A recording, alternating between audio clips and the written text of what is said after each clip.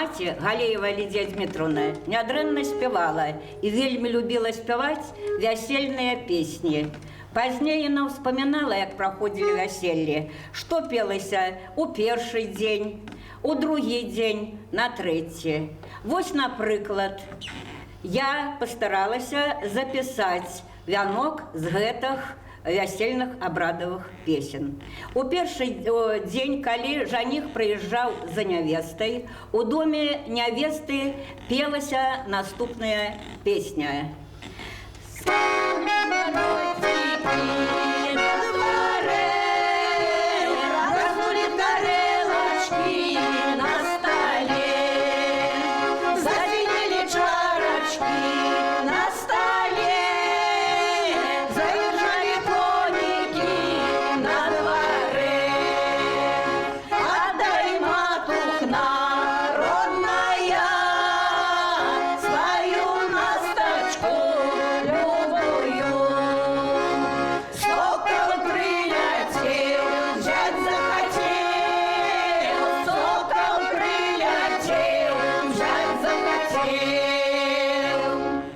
Выезжаючы з дому бацькоў, для маладой пелі такую песню.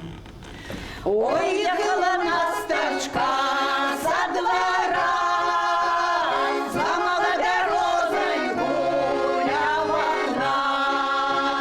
Красивая береза без верха, жирная матушка без меня.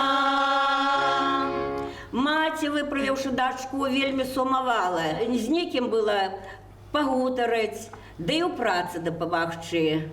Пагэтаму спявалі і для маці. Кольнула матухну у пяткі, некому поднести гладкі. Кольнула матухну у ушки, некому помыть ложки. Кольнула матухну у плечи, некому топить у печи. Прыехаўшы ўжо дадому маладога, заўсёды гучалі песні ў адрас яго бацькоў, сватоў.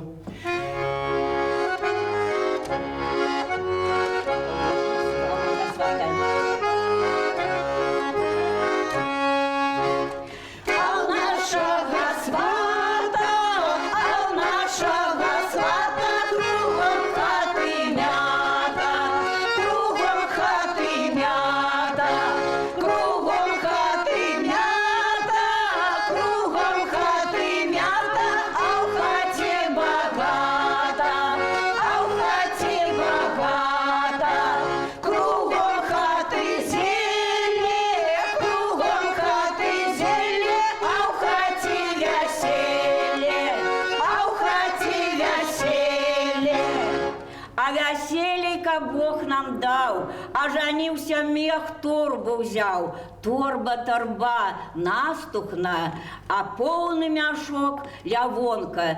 Так жартоўна параўноўвалі жаніха і нявесту.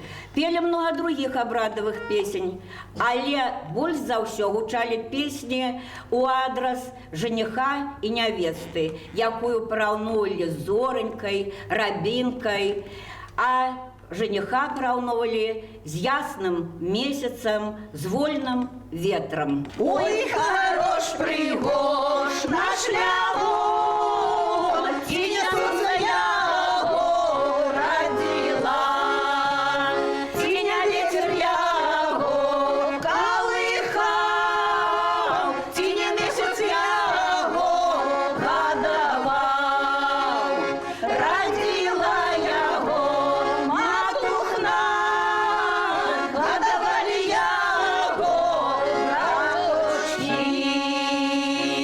у некаторых хатах на вяселлі спяваліся песні для жанчыны, якая выпекала каравай.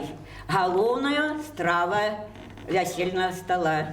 Калі прыйшла чарга яго дзяліць, Песня гучала для каравайницы. А чья что жена каравай весела, самая нарумяна, шелковые рукава. Возьмите яе, посадите яе, за тесовым столом частуйте яе, напоите яе солодким медом. А у отказ гучала. А знаем, мы знаем, что в этом каравае 5 бочек водицы, 7 мерок мучицы, с 10 коровок масла, яиц 1,5. И вось наступал 3-й день. У гэты дзень маладая павінна была доказать свою спрытнасць у гатаванні стравы. Усяго яна напекла, наварыла, бацькоў сваіх не пасраміла. Усё тут было: хворост, пышкі і жаркое. Было ўсё смачнае такое. Госці пілі і ели, и больше уже не хотели. И для их гучало: поехали гости и додому, поели конники солому, а всё яшную смачную, а всё яшную смачную. Наелися конники, як пуки,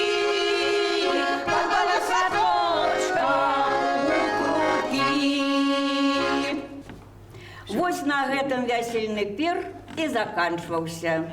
Госці паехалі ўсе дадому.